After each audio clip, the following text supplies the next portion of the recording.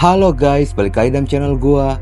Guys, hari ini gua akan menceritakan kasus kebrutalan seorang office boy yang menyerang rekan kerjanya secara membabi buta. Dari aksinya itu, ada 4 orang menjadi korban dan salah satunya harus kehilangan nyawanya akibat luka parah yang diderita. Motif apa dari aksi brutal seorang office boy tersebut? Yuk kita simak videonya.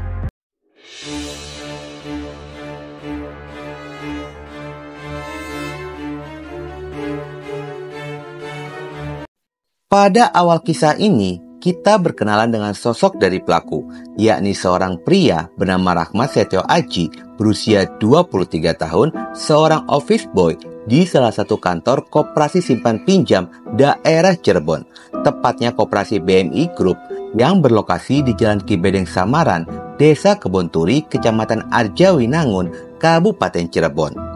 Di kantor koperasi tersebut, Aji sudah bekerja selama 2 tahun dan merangkap 2 pekerjaan sekaligus, yaitu menjadi seorang office boy dan juga security pada malam harinya. Selama ini, Aji menjalani pekerjaan bisa dikatakan cukup baik. Hingga pada suatu pagi, tepatnya hari Senin tanggal 29 Januari 2024 pada jam 06.54, semua karyawan koperasi yang berjumlah 9 orang sudah berada di dalam kantor. Pada pagi itu, semua karyawan hadir tepat waktu dikarenakan akan diadakan briefing pagi. Namun tiba-tiba terdengar suara jeritan meminta pertolongan dari lantai 2, tempat di mana ruangan kepala cabang dan ruangan asistennya berada. Mendengar hal tersebut, karyawan yang berada di lantai 1 segera menuju ke lantai 2 untuk melihat apa yang terjadi. Namun, alangkah terkejutnya ketika melihat Aji sang OB sedang menyerang Jessica, asisten kepala cabang. Sedangkan kepala cabang yang bernama Hana Riana sudah penuh dengan luka-luka pada bagian tubuhnya. Sontak saja mereka langsung mencoba mencegah agar Aji tidak menyerang Riana dan Jessica. Namun, Aji yang pada saat itu sedang dikuasai oleh emosi malah semakin brutal menyerang siapapun yang menghalanginya. Akibat dari aksi itu, 2 orang karyawan lainnya terkena sabetan parang yang dipegang oleh Aji. Melihat hal tersebut, sebagian lainnya mencoba menyelamatkan diri, namun mereka tidak bisa keluar lantaran semua pintu dalam kondisi terkunci. Akhirnya terpaksa mereka pun mencoba membela diri dan melakukan perlawanan kepada Aji yang sedang mengamuk. Setelah menganiaya 4 karyawan koperasi, Aji pun langsung membuang parang lewat jendela lantai 2 yang memang bersebelahan dengan area persawahan.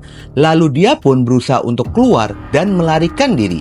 Di saat Aji sudah tidak bersenjata, dia pun dikeroyok oleh karyawan lainnya yang masih berada di dalam kantor dan berhasil ditangkap. Setelah berhasil dilumpuhkan, ada seorang anggota polisi tiba di koperasi yang kebetulan saja sedang berada tidak jauh dari koperasi tersebut. Anggota polisi itu pun segera berkoordinasi dan tidak lama berselang, tim kepolisian yang mendapatkan laporan kejadian segera datang untuk mengamankan lokasi kejadian. Aji langsung ditangkap dan diamankan ke Mapolsek Arjawinangun untuk dilakukan pemeriksaan lebih lanjut. Sementara para korban dari aksi kebrutalan Aji langsung dilarikan menuju RSUD Arjawinangun. Pasti ya? Jadi. Nanti dulu barangkali begitu. Jadi sebar ya? Iya. Aduh, belum bisa.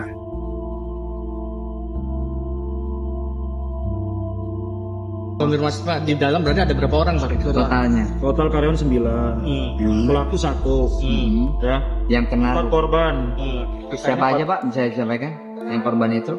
Kepala cabang, Yang kedua staf lapangan 2. Masnya. satunya Lebihnya ya berusaha untuk menghindar dan memisahkan, meringkus. Setibanya di rumah sakit, 2 orang dinyatakan mengalami luka berat, yaitu Jessica Cynthia merupakan seorang asisten kacap dan Hadi Nurhadi seorang staf lapangan. Sedangkan 2 orang lainnya mengalami luka ringan, yaitu Hana Riana, kepala cabang, dan Cindy Audia Putri, seorang staf lapangan. Namun setelah 3 orang dokter spesialis berjuang menyelamatkan korban yang luka berat, salah satu korban yang bernama Jessica Cynthia dinyatakan meninggal dunia pada malam harinya. Setelah kejadian itu, tepatnya hari Senin tanggal 29 Januari 2024 pada jam 21.30.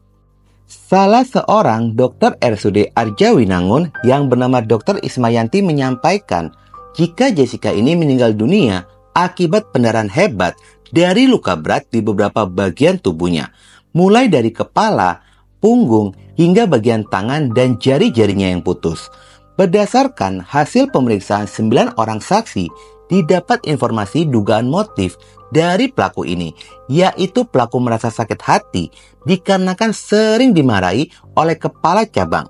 Hal itulah yang diduga menjadi penyebab pelaku Aji nekat melakukan percobaan pembunuhan terhadap Riana selaku kepala cabang. Setelah melakukan pemeriksaan terhadap pelaku ini, ternyata benar kesaksian para saksi jika pelaku nekat melakukan hal tersebut dilatar belakangi rasa sakit hati lantaran sering dimarahi. Selain itu, pelaku pun mengaku sulit keluar dari tempat kerjanya dengan berbagai alasan dari kepala cabang. Hal itulah yang membuat amarahnya pun memuncak dan merencanakan pembunuhan terhadap Riana selaku kepala cabang. Sebenarnya sasaran utama dari kejadian itu hanyalah sosok Riana. Namun karena dirinya kalap dan dihalangi, akhirnya dia pun menyerang karyawan lainnya yang menghalangi aksinya itu. Pelaku mengaku sudah menyiapkan sajam parang pada hari sebelumnya untuk melakukan pembunuhan kepada Riana. Sajam tersebut dia sembunyikan di bawah tangga yang akhirnya dia gunakan untuk melakukan percobaan pembunuhan kepada Riana. Sebelum melakukan aksinya tersebut, pelaku mengaku sudah memperhatikan gerak-gerik dari Riana, sang kepala cabang. Saat itu, Riana yang baru tiba di kantor terlihat sedang menemui karyawannya untuk membicarakan perencanaan kerja dan menghitung uang kas pada jam 06.45. Setelah selesai memimpin briefing pagi, Riana pun naik ke lantai 2 menuju ruang kerjanya. Dan pelaku pun memastikan jika Riana sudah berada di dalam ruangan, lalu mengunci seluruh pintu kantor dari dalam. Di dalam rumah itu yang dijadikan sebagai kantor, terdapat 3 pintu yang menjadi akses keluar masuk. Pintu depan yang memang selalu dalam kondisi terkunci, pintu belakang merupakan pintu menuju area persawahan, dan pintu samping adalah satu-satunya pintu yang menjadi akses keluar masuk bagi karyawan koperasi. Setelah pelaku ini mengunci semua pintu, dia pun mengambil sebuah parang yang ada di bawah tangga dan membawanya naik ke ruangan Riana. Ketika pelaku tiba di ruangan Riana, ternyata Riana ini sedang berada di dalam kamar mandi. Hal itu diketahui lantaran dia mendengar adanya bunyi air yang mengucur dari keran air. Dengan hati yang sudah dikuasai dengan amarah, pelaku pun mendobrak pintu kamar mandi tersebut dan menyerang Riana dengan melayangkan parang di tangannya. Riana yang mendapatkan serangan dengan spontan berteriak-teriak dan meminta pertolongan. Mendengar suara gaduh dan teriakan, karyawan lain bergegas naik ke lantai 2 menuju sumber suara. Sementara Jessica, yang ruangannya bersebelahan dengan ruangan kepala cabang, langsung masuk ke ruangan Riana. Namun kehadiran Jessica membuatnya diserang menggunakan parang oleh pelaku. Dan di waktu bersamaan, karyawan lain pun berdatangan. Lagi-lagi membuat pelaku semakin brutal dan terus menyerang menggunakan parangnya secara membabi buta hingga melukai 2 karyawan lainnya. Hingga akhirnya pelaku pun berhasil dilumpuhkan dan ditangkap. Dari kasus ini, pihak kepolisian berhasil mengamankan barang bukti, 1 bilah senjata tajam berjenis parang dan pakaian yang dikenakan oleh pelaku. Sementara Jessica yang menjadi korban meninggal dunia akibat penyerangan tersebut telah dimakamkan pada hari Selasa tanggal 30 Januari 2024 di TPU Desa Jungjang, Kecamatan Arjawinangun, Cirebon. Sosok dari korban Jessica ini yang diketahui adalah anak sematawayang dari ayah dan ibunya. Dari kejadian ini pun membuat pihak keluarga merasa sangat kehilangan. Paman Jessica yang bernama M. Saifuddin juga menyampaikan jika dirinya sangat terpukul atas kejadian ini. Dia pun mengatakan jika pihak keluarga meminta pelaku agar dihukum seberat-beratnya dengan hukuman yang setimpal atas perbuatannya itu. Karena mendengar teriakan almarhum, pelaku pun ikut panik, lalu lari menuju almarhum. Luka di bagian mana aja Pak almarhum Pak? Kalau yang menurut saya yang paling parah itu di dahi sebelah kiri. Lalu harapan dari pihak keluarga terhadap penanganan kasus ini Pak? Harus dihukum seberat-beratnya. Nah, Terpukul sekali ya Pak? sangat terpukul dari pihak keluarga. Dan keluarga ibu sama bapak sangat terpukul ya Pak? Sangat terpukul. Masih shock ya Pak? Akibat perbuatannya, pelaku dijerat dengan pasal berlapis dengan ancaman hukuman penjara 20 tahun. Guys, di sini ada yang janggal. Kalau memang targetnya hanya kepala cabang, ngapain pintu kantor semua dikunci oleh pelaku? Ada kecurigaan, mungkin saja targetnya bukan hanya kepala cabang, tetapi seluruh karyawan.